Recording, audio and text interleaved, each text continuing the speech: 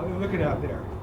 We're working on it. We're getting better. The guys are working hard, and it's a lot for them right now. And they're slowing down a little mentally, but it'll pay dividends. Once we get into 8, 9, and 10 practices, I think having this little break and taking a deep breath is going to be good for those guys, and then back at it. But they're developing. What things are encouraging?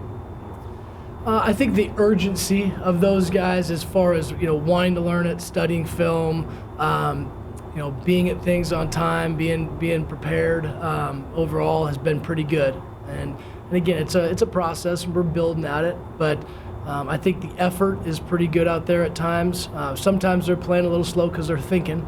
But there's a few practice habits that we need to change, and we're working on that too.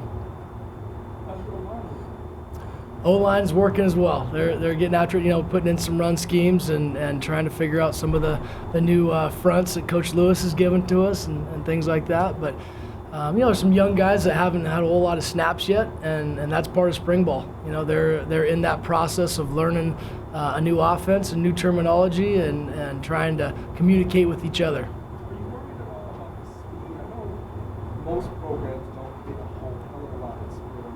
There's a lot. Are you feeling like the pace is what it needs for these guys to really be sensitive? It's definitely not game speed yet. Yeah, it's not what we need at this point. Really, spring both on the offense and defensive sides. It's gonna be a little slower, at this point. Because we're both installing, and there's both a lot of communication that's still happening. And sometimes we as coaches need to pull back a little bit and go, all right, let's let these guys play and not try to communicate as much during practice, and then correct a lot, in the film room. I don't think it's any secret that you guys have big goals, just like as a football. And I know that having big goals is something that takes a lot. But I'm curious, are you afraid of the goals? Do you think about them as a whole? Do you think about them as chunks and step by step? I'm curious how you attack that as a subject. Coach Edwards puts that ultimate goal, on the team. We as an offense and myself as a coordinator, I'm just trying to stay focused on the day-to-day. And, obviously we're trying to visualize ahead on where we're going, and putting those guys in positions where we need to train them for the game. But from an overall goal standpoint, right now we're just focused on spring ball. Our guys are just focused on, hey, what do we need to do today to get better? Now plan ahead for tomorrow. What's going to happen tomorrow, and let's be detailed in that operation and that planning, but don't get too far ahead of ourselves. And in your experience of North, and your experience as a player, how do individual goals mesh in with your team? I think a lot of those, some of them are, individual between, just the true position coach, and then there's, those goals for the players that are truly intrinsic, that are, hey, I need to go out there and improve on practice habits or my effort or, whatever it is. But, I think your coach has got goals for you, and then, personally, you're going to have goals for yourself in each practice.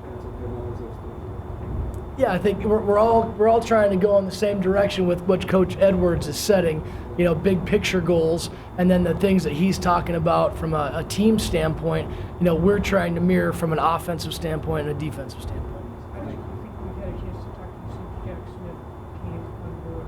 What has he added, and how do you like the quarterback group? Jack's now with us, missed a few practices, but we finally got through some of the the things that we had to work through to get him back on the team. And he's a fiery player. He's got his own way about him, and he's got some good athleticism, and he's got a good strong arm. He's got to get a little bit bigger and develop there. And he hasn't been with the football program eating with us and the nutrition department. So doing all that stuff is going to help him get his body developed a little bit more. So it'll take time, and he's trying to get used to the speed again. It's not easy taking that sabbatical and being off for a few years and then jumping back into Pac-12 football. And so I think he's done a really good job of learning the signals, being in the office and watching cut-ups and watching practices. And he's gone, even over and above what I thought he was going to do. He's really put himself out there and put in the time. What do you think the word Jaden is for the offense? Jaden is again, a special player, and he can make some plays when things break down. Still figuring out the offense and still figuring out what we're asking him to do on each play. And there's just a lot more going on now, from a signal standpoint, from a protection standpoint, from a shifts and motions, and where does that motion need to come down to? How do I use my cadence with these shift and motions? Now that we've got some cadence changes, how am I using those? And so that's what spring ball is about. It's about playing with those things. It's about going, oh yeah, I get it. I figured that out, And so it's a process, but I think he's enjoying it. I know every meeting, he's asking good questions, and we're diving into it. Do you feel that to this point, too, you said you saw that their communication, even with when they're up at the line of scrimmage, is starting to get the flow with it? We're figuring it out now. It's not perfect by any means. We're still jumping off sides, and we're going to challenge them as coaches to, hey, work through this, and then also be able to handle the adversity, because that's the other part of it. Like, all right, things aren't looking good in practice. We false start, or we get a bad snap here, a bad snap there. It's like, all right, how are we going to respond to this? If this happens in a game, all right, now we got to flip the switch, move on to the next play, and handle adversity with some positivity.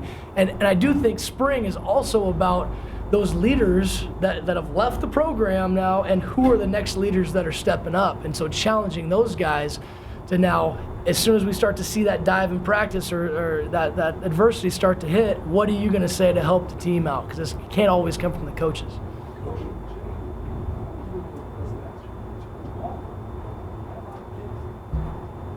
you seeing him press at all to show that he's got a command of this offense? He's too nice and relaxed in the same way he was last season. He still carries himself with the same demeanor. He's got a nice, calm, cool demeanor about him, and he's not afraid to make mistakes. That's the thing that I like about him. He can make a mistake and throw a pick in practice, and he's fine. He's on to the next play, and let's roll. He gets it, right? He knows that we didn't want to throw a pick, but hey, sometimes that's going to happen. But I love the fact that he can respond and move on. And it's next play, give me the signals, and let's roll. So. When you're building an offense, more complex, more upside, more potential, maybe if executed the way that you want it to be, simpler, maybe easier to execute, not as much potential perhaps.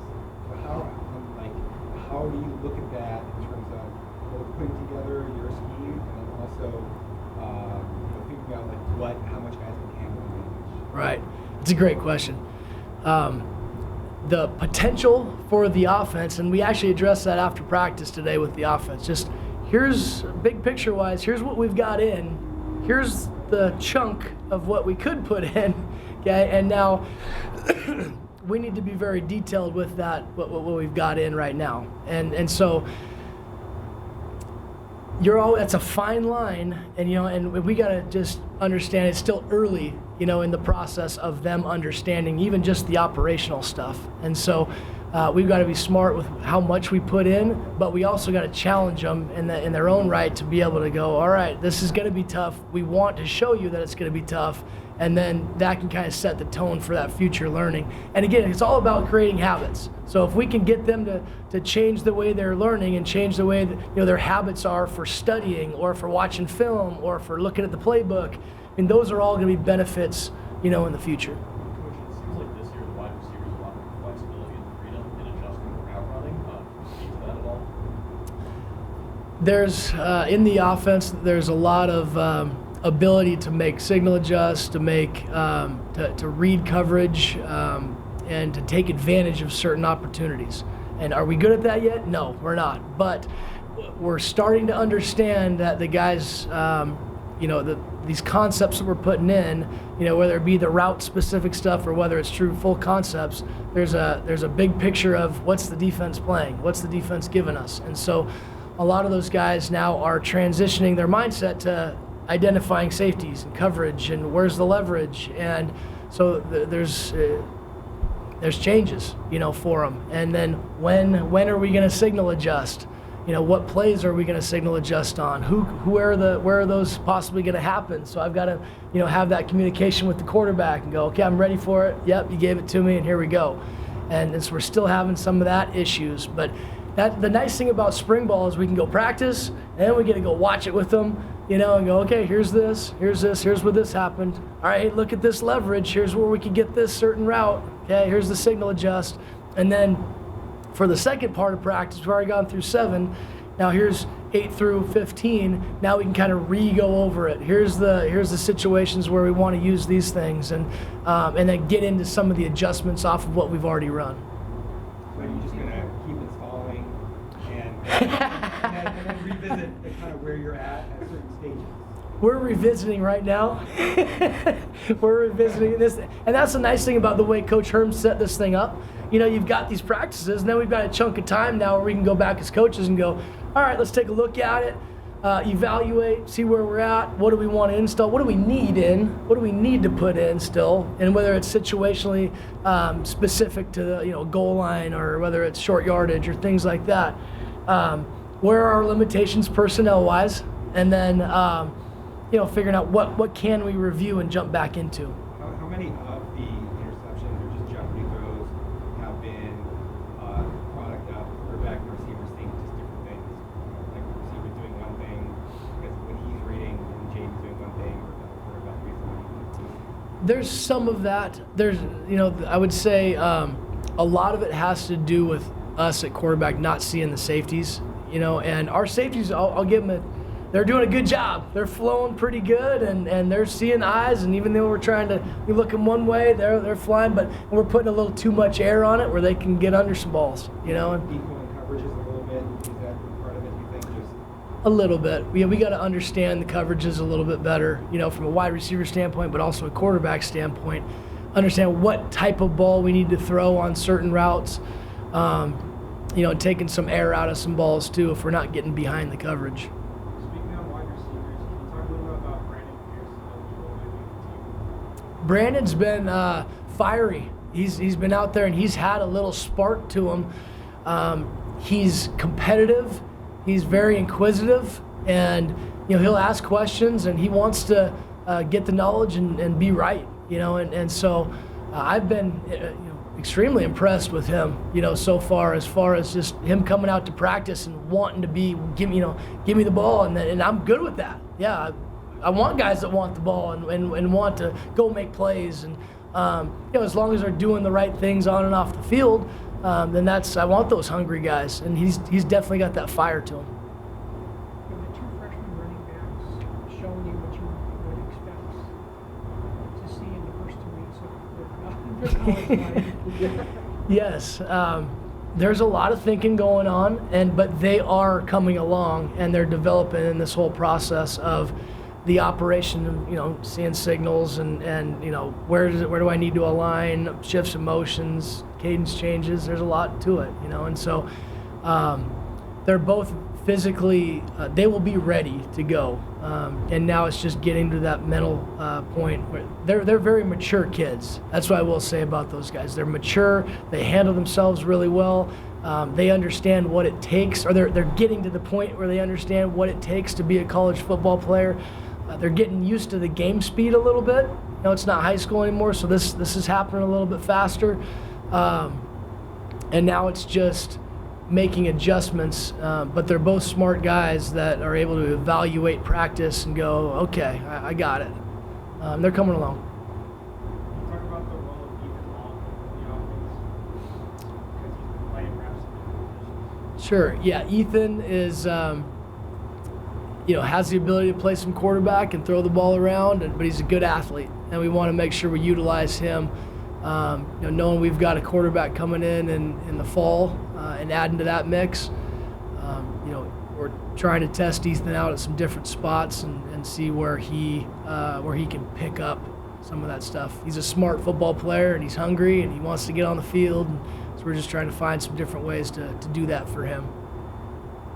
Coach Novak mentioned last week that he was watching some film and tight ends were being utilized there. I was wondering, what is the strategy for tight ends?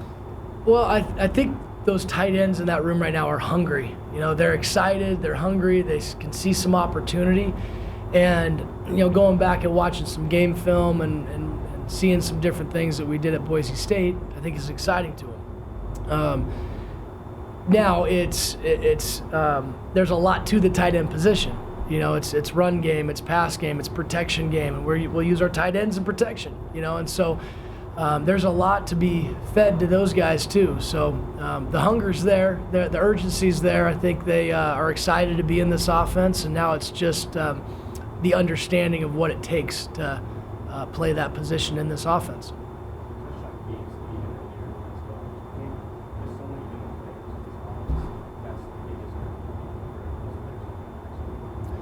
The experience is always a hurdle. Yeah, if guys don't have the experience yet, they don't know what it's all about.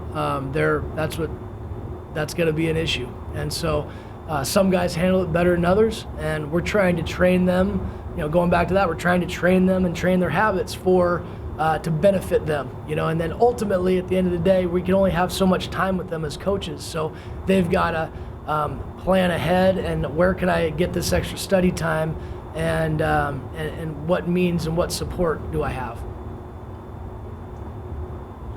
Good. All right. Thanks, guys.